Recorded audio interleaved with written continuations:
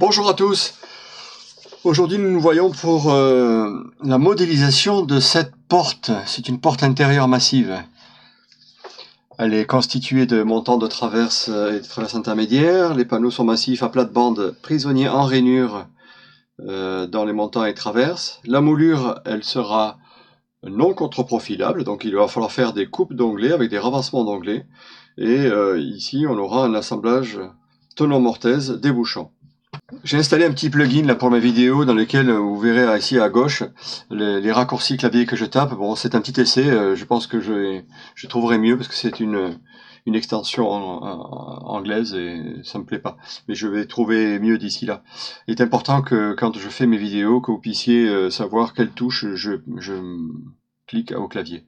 Donc là par exemple je vais faire un rectangle, c'est mon montant. Donc R au clavier. Je fais un rectangle avec une distance de 110 par 40 mm, entrée. P au clavier pour pousser cette surface-là, je la pousse de 2040. Voilà, c'est la hauteur de mon montant. Barre espace, je fais une fenêtre de sélection de gauche à droite pour sélectionner mon montant. J'enfonce la lettre G de mon clavier pour ouvrir la boîte dialogue et créer mon montant. Maintenant, je vais créer un guide qui va correspondre à la largeur de la porte. Donc, je me mets bien sur la flèche rouge et je mets 730 puisque 730 c'est la largeur de la porte souhaitée. Barre espace pour sortir de l'outil. Je sélectionne mon montant. M au clavier pour pouvoir déplacer ce montant. Je prends ce point de départ. J'appuie sur la touche CTRL pour faire réapparaître le montant d'origine et je clique ici. Voilà, entre les deux montants extérieurs, j'ai bien 730. Comme je viens de déplacer, maintenant je vais faire l'effet miroir. Pour qu'il soit en symétrie, je fais un clic droit. Comme je me suis déplacé sur l'axe rouge, je retourne autour de l'axe rouge. Ce qui fait que ici, si je dessine là un petit signe d'établissement, on voit bien que les montants sont symétriques, se font face. Je fais ma traverse haute. R au clavier pour appeler l'outil rectangle, je clique ici, je clique là. Ma largeur n'est pas de 123,5 mais plutôt de 110. Alors, je vais faire une traverse haute un peu plus large, je vais la faire de... non, 110. Allez, on va faire les choses simples. 110, P au clavier, et je viens jusqu'à l'arasement, je viens de créer ma traverse, barre espace pour sortir de mon outil. Fenêtre de sélection pour sélectionner ma traverse, G au clavier pour appeler le boîte dialogue et créer ma traverse. Et maintenant, je vais la mettre en bas. Je vais faire une traverse basse. M au clavier pour la déplacer. Je m'accroche ici. Je fais CTRL pour laisser mon origine. Et je clique ici. Donc, je viens de faire une copie. Je me suis déplacé suivant l'axe bleu. Donc, je fais clic droit. Retourner le long de l'axe bleu. Ce qui fait que maintenant, mes traverses se font face. Voilà, donc je n'ai plus besoin de mon guide ici. J'enfonce la touche W de mon clavier, etc. Raccourci clavier que j'ai créé pour supprimer mon guide. Et les axes, bon, je n'ai pas besoin ici de ces axes-là, donc je vais les désactiver de manière à avoir ma porte. Pour l'instant, je vais m'occuper de faire que le montant et les traverses hautes et basses. La traverse basse n'est pas assez large, il va falloir que je l'élargisse, mais je la ferai après, une fois qu'elle aura la moulure et le tonneau. Et les traverses intermédiaires, je les ferai aussi un peu plus tard. Alors, je reviens sur le montant ici et je vais mettre en vue de dessus. Je zoome un peu. Et là, sur la vue de dessus, à cet endroit-là, je vais dessiner la forme de ma moulure. Je vais faire une moulure de 30 mm. Voilà. Et le panneau va rentrer dans une rainure de 6 par 15. 15 par 6, voilà, ça c'est ma rainure. Et maintenant, je vais placer cette rainure au milieu. Donc je prends ici, je vais me placer ici au milieu, parce que là j'ai mon arête qui existe encore là.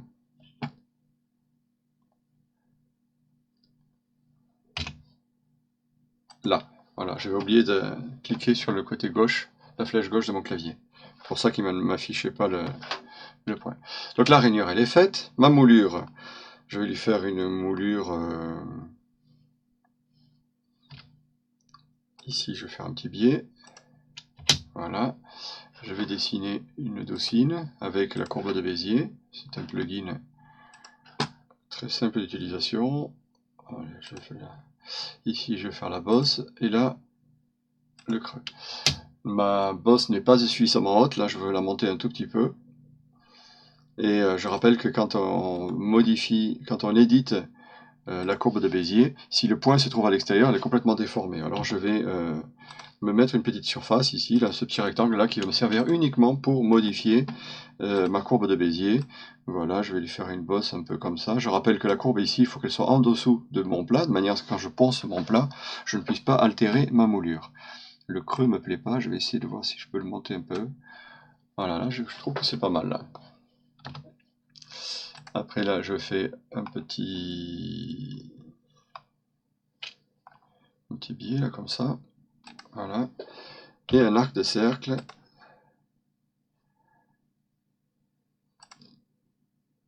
Une petite baguette comme ça. Une petite ligne de là à là. Voilà, bon, vous décidez la moulure que vous souhaitez. Bon, moi, je fais cette moulure-là. Admettons que si c'est des moulures que vous avez dans votre atelier, eh bien, il faudra la relever pour la redessiner de manière à ce que chaque fois que vous ayez besoin de faire la docine, vous puissiez l'utiliser. Si vous l'avez déjà utilisé, vous l'avez dessiné dans un fichier, eh bien, vous pouvez venir ici, fichier, importer. Là, vous allez chercher dans votre bibliothèque. Quand on va importer un SketchUp, il faut bien vérifier que ici, ce soit bien au format SketchUp ici. Voilà, vous allez chercher dans votre bibliothèque la docine que vous avez déjà dessinée, et vous n'avez plus qu'à la coller ici. Donc cette docine-là, je vais tout de suite faire la symétrie. Donc je fais M au clavier, CTRL pour faire une copie, et je la place ici. Pour faire la symétrie, c'est S au clavier. J'enfonce la touche CTRL pour qu'il retourne en place, et je fais -1, entrée. Maintenant, je vais la placer ici, comme ça j'ai la symétrie. Je me décale légèrement pour voir le bout de mon montant, parce que là je vais le pousser de là jusqu'en bas du montant. De là jusqu'en bas du montant. Alors je mets... Voilà. Et là c'est pareil pour la rainure. Ma rainure est faite.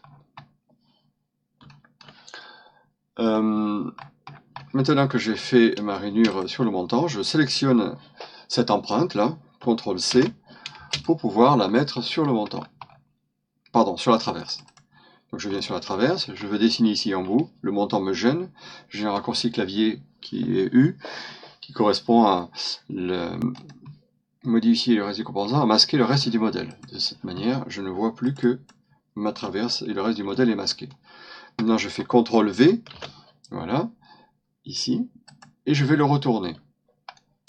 Je vais mettre sur cette surface là, parce que c'est par rapport à cette surface là que je retourne, Q au clavier, voilà, hop, et hop. Donc point de départ, point d'arrivée. Ma surface est retournée, j'ai plus qu'à la déplacer maintenant, de là jusque là. Ce qui fait que maintenant, je vais pouvoir molurer ma traverse. Je la pousse de là jusqu'au fond. Très bien. Là, j'inverse les faces pour qu'elles soient blanches.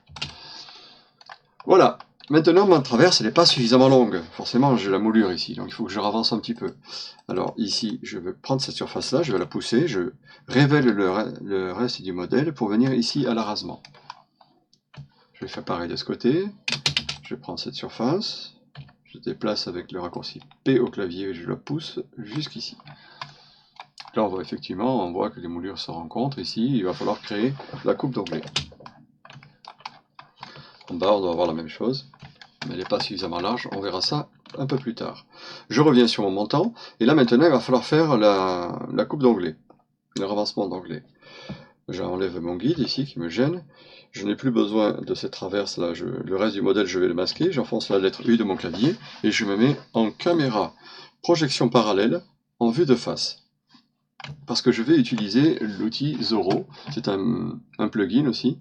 Et cet outil Zorro permet de couper par rapport à la vue. Donc par exemple, si j'ai une vue qui est comme ça, si je fais une coupe avec Zorro au laser dans ce sens-là, de là jusque là, j'ai ma coupe qui est faite tout autour par rapport à la vue décidée.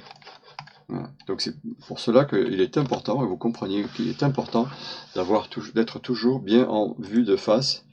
Si jamais j'ai un petit décalage comme celui-là, par exemple, ici, le petit décalage tout léger, encore là je le montre pour que j'ai un peu trop, juste pour que vous compreniez le motif. Si je fais ma découpe, ma coupe à 45, mon onglet, avec un tel défaut, je vais avoir vraiment de gros soucis. Voilà. Donc il est important de se mettre toujours en vue de face. En fait, juste avant de cliquer sur l'outil 0 pour faire ma coupe, je reviens cliquer sur la vue de face pour être sûr que si jamais il y a un petit décalage aussi léger qu'il soit, hop, je me retrouve bien en face. Bien. Maintenant, pour faire la coupe, je vais avoir besoin d'un guide ici à 45 degrés. Donc je révèle le reste du modèle et je vais faire mon guide ici avec le rapporteur. Je clique ici, c'est mon point de départ. Je clique ici, c'est le début de mon angle. Je vais jusqu'ici, donc je me mets sur le rapporteur ici à 45 degrés et je vois en bas de l'écran qu'il me propose pas 45. Hein. Donc je ne suis pas à 45, je vais me mettre à l'extérieur parce que voilà, là je suis à 45. Sinon j'aurais pu aussi rentrer au clavier le chiffre 45. Je me remets en vue de face et je coupe avec 0 de là jusque... Ah, il s'accroche pas là. Ah, des fois, il me le fait ce coup-là. Là. Pourquoi est-ce qu'il me fait ça? Alors, si je n'ai pas une accroche ici, si je n'ai pas d'accroche ici, vous avez bien, je vais remettre un guide de là et je mets un guide ici, par exemple. Voilà, du coup, ça me prend un point là qui va pouvoir s'accrocher. Je reclique sur vue de face, 0. Prenez bien ce réflexe de cliquer toujours sur... là, il me propose bien. Mais tout à l'heure, il ne me le proposait pas. Donc là, j'ai créé cette intersection, donc je l'ai fait. Et là, je viens de couper, ici, ma coupe à 45 degrés, que l'on voit, je masque le reste du modèle, on voit que la coupe, elle est faite et devant et derrière. Voilà. CTRL Z, je vais faire l'erreur que je faisais souvent et dont je ne me rendais pas compte. Voilà, par exemple, je viens de me déplacer un petit peu, hop, je mets en vue de face, voilà. Et admettons que je viens de faire ce petit déplacement, je m'en suis pas rendu compte, et je viens ici avec 0 faire ma coupe d'onglet. Donc de là à là. Là j'ai fait ma coupe d'onglet, je suis bien content, sauf que regardez ici, regardez, il y a un petit décalage. En fait, je n'étais pas vraiment en vue de face. Comme j'ai souvent galéré avec cet outil par rapport à cette vue-là, il existe d'autres outils qui sont peut-être plus précis. Moi, j'utilise celui-là. La seule contrainte, je le trouve très efficace parce qu'il est simple, mais la seule contrainte, c'est qu'il faut toujours cliquer sur la vue pour être sûr. Il faut toujours travailler en projection parallèle et quelle que soit la vue, si c'est une vue de dessus ou de côté, en tout cas, vous cliquez d'abord sur la vue juste avant de prendre l'outil. Clic et clic. Voilà. Donc là, j'ai fait ma coupe. Une fois que la coupe elle est faite, je n'ai plus qu'à effacer donc toute cette zone-là, barre espace pour sortir de mon outil de 0, et je viens prendre tout ce que je dois enlever ici. Donc faites attention de ne pas prendre l'arasement, hein, je m'arrête juste avant l'arasement. Là j'ai sélectionné tout ça, et comme c'est une fenêtre de droite à gauche, ça a sélectionné devant et derrière également, tout a été sélectionné, et je fais supprime au clavier, de manière à avoir ma coupe. Maintenant je vais faire une ligne entre là et là pour avoir ma coupe d'onglet, et ici et là pour avoir ma surface. Donc habituellement, normalement, on devrait faire d'abord les mortaises en premier. Mais c'est plus simple de le faire la coupe d'onglet avant, parce que du coup, je vais pouvoir faire ma mortaise maintenant à cet endroit-là. Je vais faire une mortaise de 14. Je ne sais pas s'il existe des outils de 14. Je crois que c'est 2 par 2. 12 ou 14, 16. En tout cas, en fonction de l'outil que vous avez. Ici, je vais faire une mortaise donc de 14 avec un épaulement. Donc là, normalement, l'épaulement il est au tiers de la hauteur. On a combien là? On a 80, donc si je mets 25, on est pas mal, on est pas trop mal. R au clavier, et maintenant je vais pour faire ma mortaise et je la pousse jusqu'ici. Donc je suis sur une porte intérieure, je veux que ça soit du costaud. Je vais donner le maximum de solidité à mon assemblage, c'est pour ça que je fais un tenon traversant. Et ici, je vais faire maintenant mon renfort d'épaulement. Ça m'a la bouché, voilà. Mon renfort d'épaulement que je vais faire ici d'une valeur de 10 mm. Entrée. Voilà.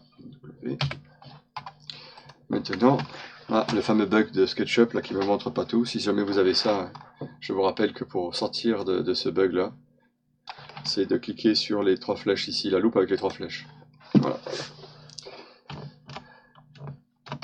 Maintenant, que j'ai fait mes coupes d'onglets sur mon montant, je vais le faire sur la traverse. Alors pour cela, je vais prendre tout ce qu'il y a ici, là.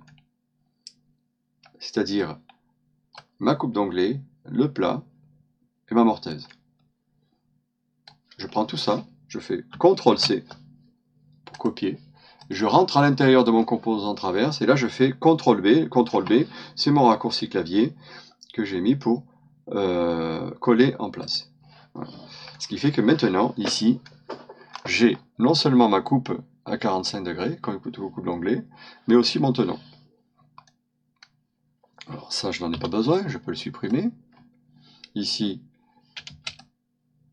je vais faire mon renfort d'épaulement. Voilà, je coupe ici. J'ai ce trait-là, je n'en ai pas besoin. Ce trait-là non plus. Je bouche mon tenant en bout. Et je me mets en vue de face pour supprimer tout ça en faisant une fenêtre de gauche à droite.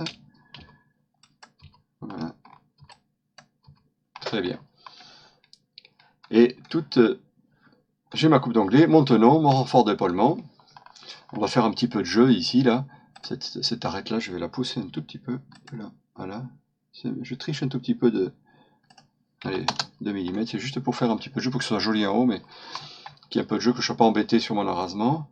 Qu'est-ce que je peux... Voilà. Ça, c'est pas mal. Mes surfaces ici ne sont pas blanches. Donc, je vais inverser les faces. Voilà, je vais inverser les faces de ça aussi. Je vais mettre en vue dessus.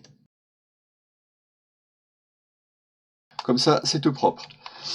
Pour pouvoir faire le travail ici, eh bien, je vais prendre ça, que je vais déplacer ici, je vais le copier ici, et après je vais le retourner, et je vais le coller au bout de ma traverse.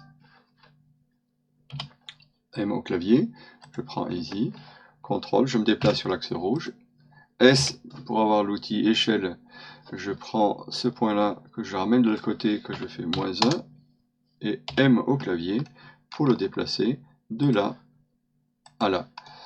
Je me mets en vue de face. Je fais une fenêtre maintenant de gauche à droite pour supprimer tous ces traits. Il reste un petit peu ici. Voilà. Ainsi, de cette manière, je me retrouve avec une traverse avec la coupe d'onglet dans sa mortaise. Et c'est pareil pour le bas. Sauf que le bas, ici, j'ai dit que tout à l'heure, je voulais une traverse basse un peu plus large. Je vais la faire un peu plus large. Là, pour l'instant, sur le montant, il n'y a pas encore la mortaise. On va la faire après. Donc cette traverse, je vais la rendre unique pour pouvoir la modifier en hauteur. Donc là, pour cela, j'utilise l'outil Fredoscale. C'est un plugin qui me permet de pouvoir modifier sans transformer, modifier l'échelle sans transformer l'objet. Voilà. Il me donne un petit point sur la traverse haute que je vais mettre sur haut parce que c'est vers le haut que je vais modifier ma traverse. Après, ici, j'appuie sur tabulation. Il me dit que ma traverse fait 110. Je veux qu'elle fasse 150. Ouais, c'est pas mal, 150. Très bien. Voilà pour ma traverse basse. Maintenant, je vais prendre tous les éléments qui sont ici pour pouvoir créer ma coupe d'onglet, ma mortaise sur le montant. CTRL-C, je viens dans mon montant. CTRL-B pour coller en place. Je me mets en vue de face. Je refais le même travail que j'ai fait tout à l'heure pour la traverse.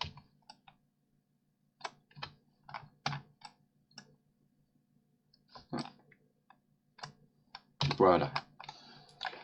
Et ce point-là, je le remets à 2 mm. Alors bien sûr, c'est en bleu. C'est tout bleu, alors je fais une fenêtre de sélection de tout ça, de gauche à droite, et j'inverse les faces. Celle-là aussi. Et comme je l'ai travaillé ici, ben, automatiquement elle se trouve travaillée à droite aussi également. Mais ma traverse, elle a un trou ici, je vais le boucher.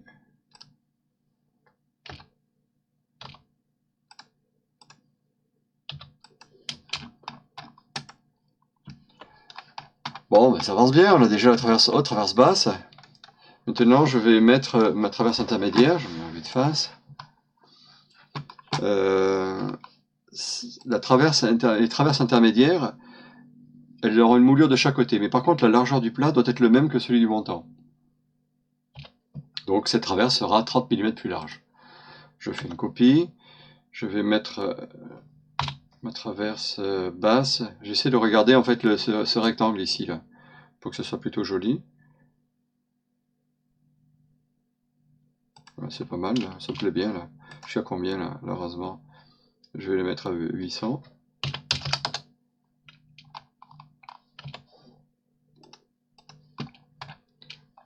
Et après, pour le traverse intermédiaire, alors je vais voir après, je vais d'abord créer ma traverse intermédiaire. Je ne veux pas modifier, cette traverse-là, elle est clonée avec l'autre du haut, hein, donc je suis obligé de la rendre unique. Je double-clique, et je vais modifier cette traverse de manière à ce que ce soit une traverse avec une moulure de chaque côté et le tenon un peu plus large. Alors pour cela, je vais enlever l'épaulement. Le petit biais que j'ai donné, là, je sais que j'avais mis 2 mm, donc je le remets ici pour pouvoir pousser de là à là et effacer ce trait. Parce que là, le tenon, il va faire cette largeur-là. Je fais pareil de ce côté.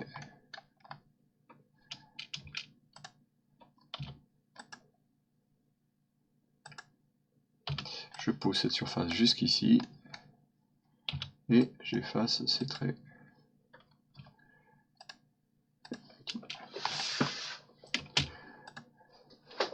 Parfait. Maintenant, je vais me mettre en vue de face pour sélectionner uniquement la moulure. Donc, je fais une fenêtre de sélection. J'ai ma moulure et la coupe d'onglet. Je sélectionne tout ça. CTRL-C. Après, je mets mon curseur en haut. CTRL-V. Et là, j'ai ma moulure. S au clavier pour pouvoir faire la symétrie. Alors, j'attrape le petit bouton qui se trouve ici au milieu. Je l'envoie de l'autre côté. -1. M au clavier maintenant pour pouvoir déplacer la moulure ici et je l'accroche là. Voilà, donc j'ai ma moulure en haut et en bas. Ok, bon, je vais enlever la surface, je vais masquer cette surface là. Cette surface là, j'en ai plus besoin, je la supprime, c'est la surface qui est à l'intérieur. J'ai fait un raccourci clavier pour réafficher ce que j'ai masqué avec Alt R. C'est un raccourci que clavier que j'ai tracé. Voilà, ma traverse est faite.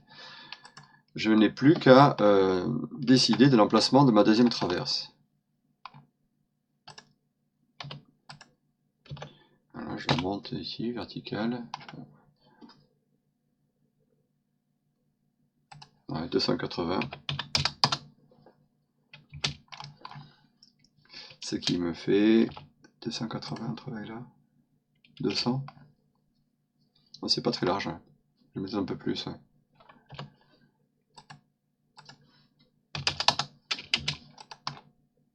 Ouais, ça me plaît mieux. Voilà. Et du coup, la serrure, elle va tomber à 1000. À 1050. Bon, la serrure, ma serrure, elle va tomber ici. Elle va certainement abîmer, empiéter un peu sur le tenon qu'il va y avoir ici. Mais bon, de toute manière, cette traverse-là, si je la monte trop haut, j'ai peur que ça fasse pas trop beau, pas très joli. La serrure va se trouver ici, là, la serrure entaillée. Donc quand je vais entailler ma serrure, certainement que je vais empiéter sur la mortaise, le tenon. Et si je le monte un peu plus haut, ici par exemple, ouais, c'est pas très beau, ouais, c'est pas loin, pas très beau. Bon, de toute manière, même si ce tenon sera un petit peu blessé par cette mortaise, j'ai quand même cette traverse qui est complètement pleine, donc il n'y a pas trop de soucis. Je sais pas comment ils font les menuisiers, moi je suis pas menuisier, donc mais je dois pas être trop loin de la vérité. Il me faut maintenant créer ici sur le montant les coupes d'onglet et les mortaises. Je vais utiliser le même procédé que tout à l'heure. Donc je sélectionne tout ceci, CTRL-C, voilà. Je viens dans le montant, CTRL-B. Ici ça traverse, CTRL-C, et dans le montant, CTRL-B. Voilà. j'ai mes coupes d'onglet et mes mortaises ici, j'ai plus qu'à les nettoyer, déboucher. Alors, je vais déjà commencer par les mettre en vue de face, voilà. Ici, je vais zoomer un peu parce qu'il faut que j'enlève cette matière, mais sans enlever l'arasement. Et cette peau-là, je l'enlève. J'enlève la peau qui me bouche la mortaise ici. Je me mets en vue de face. Je zoome un petit peu pour enlever toute cette partie. Voilà. Ça, c'est OK. Tout ça, là, maintenant, je le sélectionne pour retourner, inverser les faces pour qu'elles soient blanches. Voilà. Et je fais pareil pour ces mortaises ici. Clic droit, retourner les faces, inverser les faces. Voilà, ma porte montant traverse sont faites. Il ne me reste plus qu'à faire mon panneau à plate-bande. Alors je vais faire... je vais commencer par le panneau du haut, allez hop. Je vais me mettre au fond de rainure là. Alors je vais viser ici pour faire le premier angle de mon rectangle qui va être ici. Le fond de la rainure, je donnerai le jeu après. Et je vais à l'opposé, donc c'est ici. Donc là il faut jongler avec la souris et Shift de mon clavier pour venir ici. Je zoome et je clique. Voilà, donc là j'ai mon panneau. Je vais lui donner une épaisseur de ma rainure, elle fait 6 pour l'instant, donc je le mets en rainure de 6 mm entrée. Je fais un triple clic pour sélectionner la totalité de mon panneau. Je vérifie que le devant et le derrière sont bien sélectionnés, donc ça c'est OK. J'enfonce la lettre G de mon clavier pour créer mon composant panneau. Ça c'est mon panneau. Je double-clique maintenant dedans et je vais lui donner le jeu. Donc je vais donner un jeu de 2 mm, c'est du massif. Hein. Je peux mettre un jeu de 1 mm en haut, c'est tout. Mais par contre sur le côté, ici, je vais donner un jeu de 2 mm. Voilà. Je vais faire pareil sur le côté, ici, voilà. Un jeu de 2 mm ici, et là, 1 mm. Voilà, je pourrais même ne pas mettre de jeu du tout d'ailleurs. Mais j'ai pas envie que ce panneau-là, quand je vais rentrer, quand je vais monter, me fasse soulever la traverse parce que je suis pas trop précis. Et du coup, j'aurai un joint ici dans la coupe, alors je triche un peu. Je mets un petit peu de jeu. Je double-clique sur le panneau et je vais lui donner maintenant la vraie épaisseur. C'est un panneau qui va faire 24 mm d'épaisseur. Je mets en vue dessus. Actuellement, il y a 6. 24 moins 6, je sais 18. Donc je vais pousser. Je vais donner 9 mm de chaque côté pour avoir une épaisseur de 24 mm. Voilà donc l'épaisseur de mon panneau. 24, très bien. Alors je me mets en vue dessus pour dessiner ma plate-bande. Vue dessus, voilà.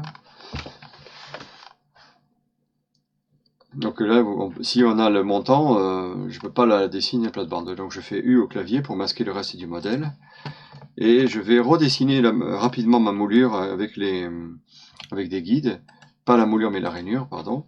Je mets une rainure, ma rainure était de 15, donc j'ai mis 2 mm de jeu, donc on est à 13. Et ici, je vais faire ma rainure qui est à 6 mm. Voilà. Donc ma rainure est ici. Ça c'est la rainure. Là je vais donner maintenant la largeur de ma plate-bande. Je vais faire une plate-bande de... Ouais, une grosse plate-bande avec 35. Ouais. Et maintenant je vais dessiner la forme de ma moulure pour ma plate-bande. Alors je fais un petit trait ici, un petit carré de 2 mm. Ça n'a pas marché, je recommence. Et alors, pourquoi tu veux pas? Ah, ça y est. Entrée. Ici, je vais faire un petit quart de rond. Il y a combien là? 4 mm au moins, ouais, 4, allez. J'ai un carré de 2, un carré de 4. Et je vais utiliser l'outil l'arc de cercle ici. Le point de centre est ici, point de départ. Et pour l'instant, je fais un carré. Avec une petite carré ici aussi de 2 mm. Le plat de ma plate-bande. Donc je fais la ligne, elle va partir de là. Donc du coup, c'est en biais. Un plate-bande, c'est toujours en biais. Les outils qui font les plates-bandes. Ici, Et donc là j'ai mon angle, je viens de donner mon angle, et là je vais continuer mon angle, je vais attendre que mon trait soit bien violet, pour dire que je suis bien dans le prolongement de ça. Voilà, j'ai tracé ma plate-bande, elle est ici, ça c'est ma plate-bande, je vais faire comme tout à l'heure pour la moulure, je vais le copier ici sur le côté pour pouvoir le retourner, S au clavier pour avoir l'outil d'échelle, j'enfonce la touche CTRL pour retourner sur place, à l'endroit où il est, -1, entrée, et M au clavier pour déplacer ici et le placer là. Voilà la forme de ma plate-bande. Je sélectionne ma surface sur laquelle je veux faire ma plate-bande. J'utilise l'outil Suivez-moi. Il me demande de sélectionner, c'est celui-là. Voilà. Maintenant, je sélectionne ma surface et la plate-bande. Ça y est, ma plate-bande est tout autour de mon panneau. Pour mettre le panneau ici dessous, eh bien, je vais le déplacer, ou plutôt copier, pardon. Et je vais prendre comme point de départ cette arête, CTRL pour avoir gardé une copie, pour venir faire le point d'arrêt ici. Ce qui fait que là, il est parfaitement bien centré au-dessus, mais par contre, le panneau est beaucoup trop large. Alors je vais utiliser l'outil Fredoscale, et l'avantage de l'outil Fredoscale, c'est que non seulement il va me raccourcir le panneau, mais en plus de ça, il va me le rendre unique. C'est-à-dire que je vais modifier ce panneau, et vous voyez, le panneau du haut ne se modifie pas. Et je prends comme arête l'arrêt de la moulure. Voilà. Donc ma moulure elle fait 30, ma rainure elle doit faire 15, donc avec le jeu, ce qui fait que 30 mm moins 15 c'est le fond de ma rainure, plus 1, donc il faut que j'enlève 16 mm. Je masque ça pour avoir la poignée ici. Et au panneau ici, là maintenant, je vais le monter ici de 16 mm. J'appuie sur tabulation et là j'enlève 16 mm. 234.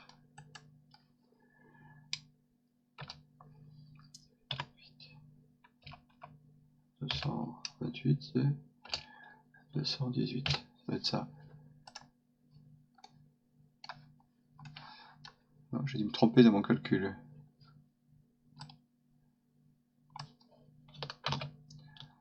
Ah, je crois comprendre ce que j'ai fait. Voilà. En fait, j'ai appuyé sur CTRL. Vous voyez le petit bouton rouge qui s'allume ici au milieu là. Quand j'appuie sur CTRL, en fait, je vais réduire la dimension que je propose par rapport à son centre. Et là, il ne faut pas par rapport au centre, mais par rapport à l'opposé. Donc c'est ce côté-là qui va monter. L'opposé ne va pas bouger, il va rester là-bas. Donc je bloque le haut de mon panneau. Si j'appuie sur CTRL, je bloque le centre du panneau. Vous voyez, le panneau il se modifie comme ça. Et alors que si je fais en haut, il se bloque et là-bas. Voilà. Donc c'est l'avantage, c'est que du coup j'ai pu modifier mon panneau sans être obligé de le rendre unique. Bon ben maintenant pour le panneau du bas, je vais faire la même chose, même traitement. Je déplace de ce point-là, je fais CTRL pour faire une copie. Et je vais rajouter la distance dont j'aurai besoin.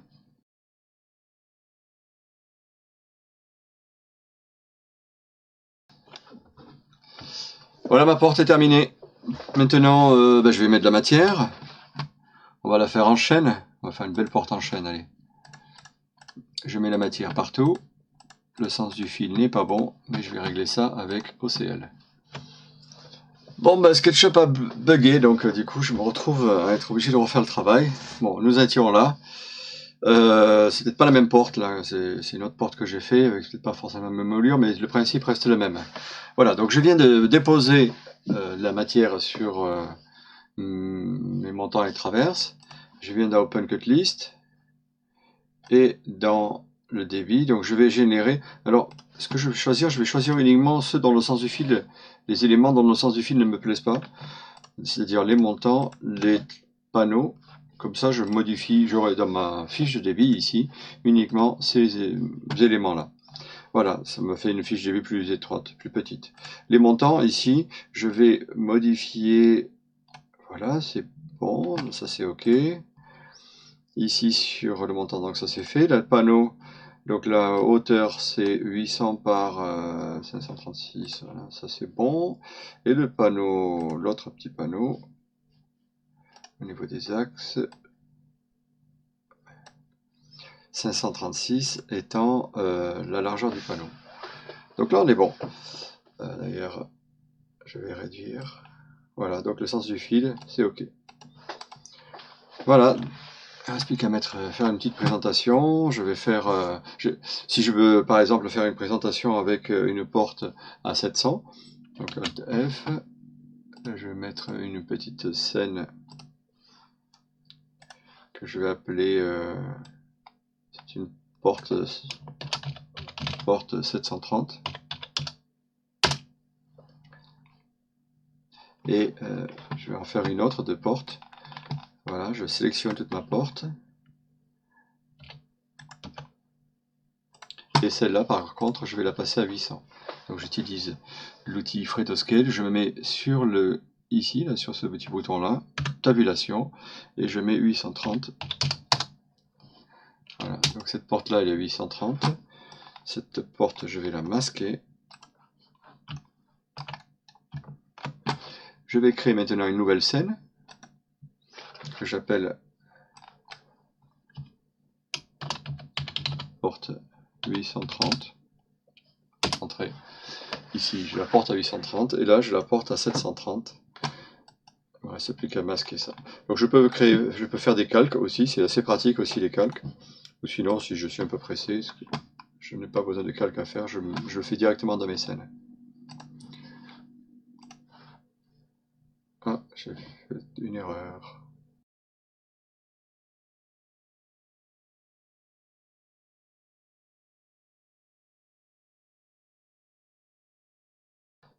Là, j'ai ma porte de 830 et là, ma porte de 730. Et ici, je vais faire un petit peu d'ombre dessus. Voilà, on a peut-être voir pour que le client puisse bien apprécier la moulure. On peut même y faire un petit zoom ici, là, pour apprécier le volume de ma moulure. Et pour pouvoir envoyer ça au client.